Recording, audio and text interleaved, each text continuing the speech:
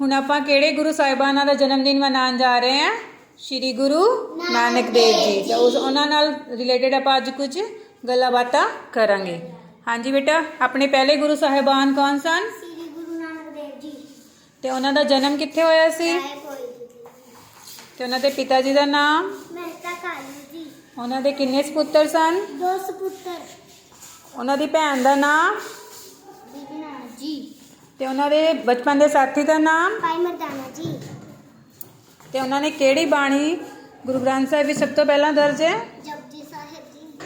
ਤੇ ਉਹਨਾਂ ਦੇ ਕਿੰਨੇ ਸ਼ਬਦ ਦਰਜ ਹੈ ਗੁਰੂ ਗ੍ਰੰਥ ਸਾਹਿਬ 'ਚ? 944। ਤੇ ਉਹਨਾਂ ਨੇ ਕਿਹੜੀ ਪ੍ਰਥਾ ਚਲਾਈ ਸੀ ਪੁੱਤ?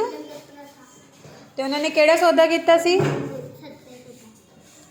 ਤੇ ਉਹਨਾਂ ਦਾ ਜਿੱਥੇ ਉਹਨਾਂ ਦਾ ਜਨਮ ਹੋਇਆ ਸੀ ਉੱਥੇ ਅੱਜ ਕੱਲ੍ਹ ਕਿਹੜਾ ਗੁਰਦੁਆਰਾ ਸਾਹਿਬ ਹੈ? ਗੁਰਦੁਆਰਾ ਨਨਕਾਣਾ ਸਾਹਿਬ। Very good. ਤੇ ਉਹਨਾਂ ਨੇ ਕਿਹੜਾ ਨਗਰ ਵਸਾਇਆ ਸੀ? ਕਰਤਾਰਪੁਰ ਸਾਹਿਬ।